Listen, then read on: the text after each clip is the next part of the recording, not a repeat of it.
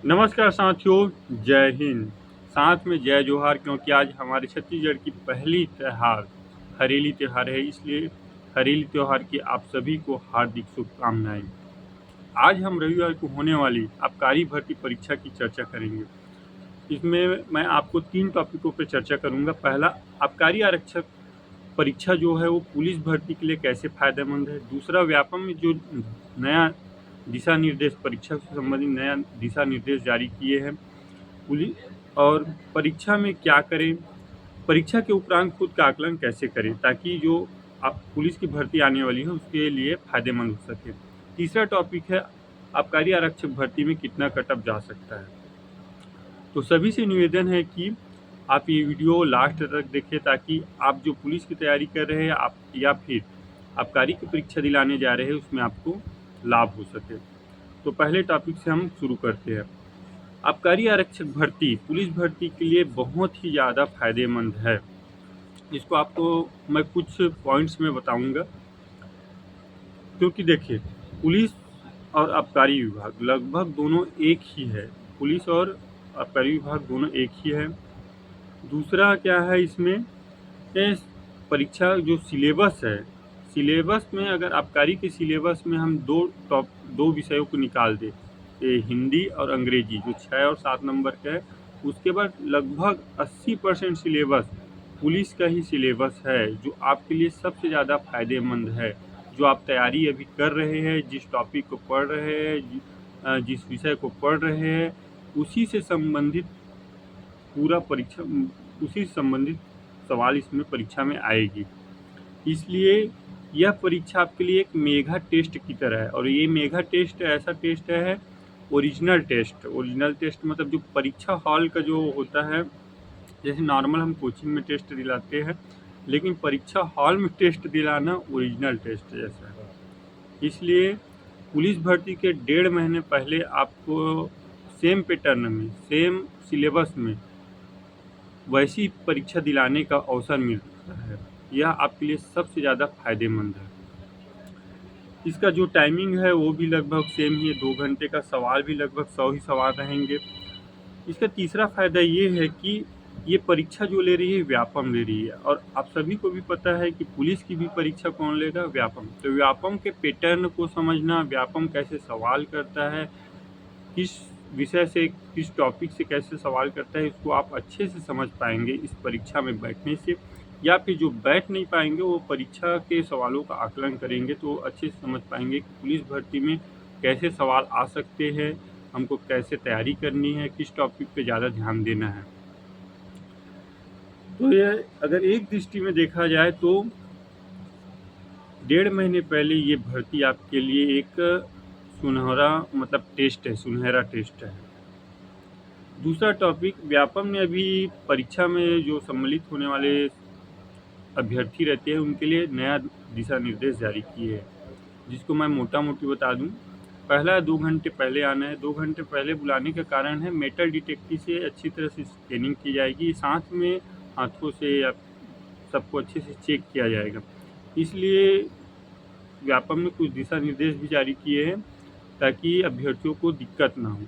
तो पुरुषों के लिए मैं ये कहूँगा कि जो आप फुल शर्ट जो पहनते हैं या फिर ज़्यादा जो डार्क कलर रहता है, फुल शर्ट ना पहने, उससे अच्छा हाफ शर्ट पहने, या फिर हो सके सबसे बेस्ट रहेगा कि आप टी शर्ट पहन के चले जाएं।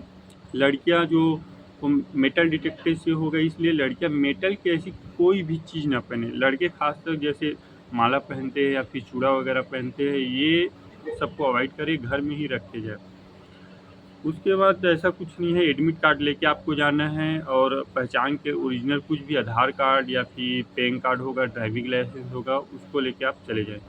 अगर आपके किसी पहचान पत्र या फिर आपके जो एडमिट कार्ड में उसमें डेट ऑफ बर्थ है या फिर स्पेलिंग में कुछ डिफरेंस है, तो आप कोशिश करें कि आप 10वीं का जो मार्कशीट होता है उसका फ़ोटोकॉपी लेके चले जाएं, ताकि वहाँ पे कोई दिक्कत ना हो।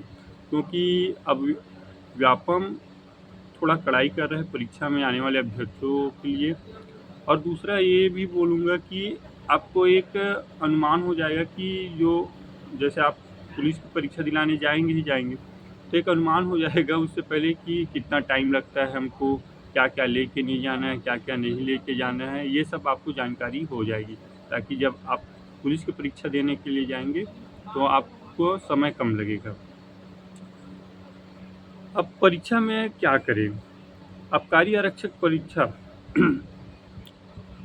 यह पुलिस से थोड़ा-सा डिफरेंस है, क्योंकि व्यापम की हर परीक्षा की तरह इसमें भी माइनस मार्किंग है, जबकि पुलिस भर्ती में माइनस मार्किंग नहीं है, 1/4 है। इसलिए मेरा सजेशन रहेगा कि आपको 100% अगर किसी सवाल का जवाब नहीं पता है, तो आप उस सवाल का उस सवाल पे टिक ही ना लगाएँ, क्योंकि 1/- मार्किंग है। बाकी आपको परीक्षा में घबराना नहीं है, शांति बनाए रखना है, क्योंकि जितना ज़्यादा आप घबराएँगे उतनी ज़्यादा गलती होगी। जितना ज़्यादा हम लोग घबराते हैं उतना ही ज़्यादा हमारा जो माइंड रहता है, हमारा माइंड शांत रहता है, ज़्यादा अच्छी तरह से समझता है और ज़्यादा अच्छे से वर्क करता है। इसलिए आपको घबराना नहीं है, क्वेश्चन को अच्छे से पढ़ना है। अगर कोई समझ नहीं आ रहा है कोई सवाल, तो उसको 1 बार 2 बार पढ़ना है। क्वेश्चन को पढ़ना है, साथ में उसके ऑप्शन को भी पढ़ना है।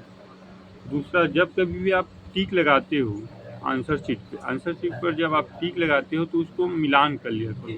जैसे 20 नंबर का क्वेश्चन आप बना रहे हो, उसका टिक लगा रहे हो, तो जब आंसर शीट में टिक लगा रहे हो तो एक बार मिलान कर लिया करो, 20 नंबर भी इधर भी है, 20 नंबर भी। कभी-कभी गलती ये हो जाता है कि जैसे हम 20 नंबर सवाल बनाएँ और इधर 21 नंबर या 22 नंबर में मार देते हैं। तो इससे क्या होता है, हमारा एक क्वेश्चन ऐसे ही चला जाता है।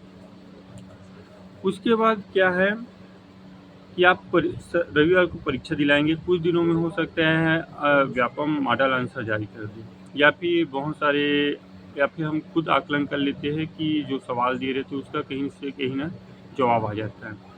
तो ये आपके लिए सबसे बेस्ट है ये परीक्षा, क्योंकि इससे आपको आकलन करने का मौका मिलेगा। आकलन लगभग मैंने आपको पहले ही बता दिया कि 80% सिलेबस पुलिस भर्ती की तरह है। इसलिए आप जब ये परीक्षा दिला के आएँगे तो आपको पता चलेगा कि आपकी तैयारी का स्तर कैसे है। उसके बाद दूसरा ये है कि अगर कुछ सब्जेक्ट है जिसमें आपका नंबर अच्छा नहीं बना है, तो उस सब्जेक्ट में आपको ध्यान देना है। उस सब्जेक्ट पे ज़्यादा ध्यान देना है, ताकि वह जब पुलिस की भर्ती हो तो आप उसमें अच्छा अंक हासिल कर सकें। तो परीक्षा के आने के बाद खुद का आकलन करना है, कितना क्वेश्चन बन रहा है, कितना नहीं बन रहा है, किस टॉपिक से नहीं बन रहा है, किस टॉपिक पे फोकस करने की ज़रूरत है। और दूसरा ये है कि जो क्वेश्चन पूछेगी व्यापम, लगभग वैसे ही सवाल पुलिस के भी पूछेगी। लगभग उसी से सिलेबस लगभग समान 80%, तो लगभग उसी टॉपिक से या वैसे ही सवाल, या सवालों का स्तर वैसे ही आ सकता है। तो आपको ये भी आकलन करना है कि जो सवाल व्यापम पूछ रही है, जो स्तर का सवाल पूछ रही है, आरक्षक भर्ती के लिए हो कि आबकारी भर्ती के लिए हो, तो उस सवालों का जवाब मैं दे रहा हूँ कि नहीं दे रहा हूँ। उसके बाद लास्ट टॉपिक है अपना कट ऑफ। तो मेरा जो अपना पर्सनल आकलन है उसके हिसाब से मैं बता रहा हूँ। जनरल का मेल का जाएगा 70 से 75, ओबीसी मेल 65-70, एससी मेल 60 से 65, एसटी मेल 55 से 60, फीमेल का 65-70, और वो जनरल फीमेल का 65-70, ओबीसी का फीमेल का 60 से 65, एससी फीमेल का लगभग 60 और एसटी फीमेल का लगभग 50 से 55। ये मेरा पर्सनल आकलन है। कट ऑफ कोई एग्जैक्ट बता नहीं सकता, इसके लिए परीक्षा का इंतज़ार करना पड़ेगा। परीक्षा बहुत कुछ डिसाइड करती है कि किस लेवल में सवाल आ रहा है,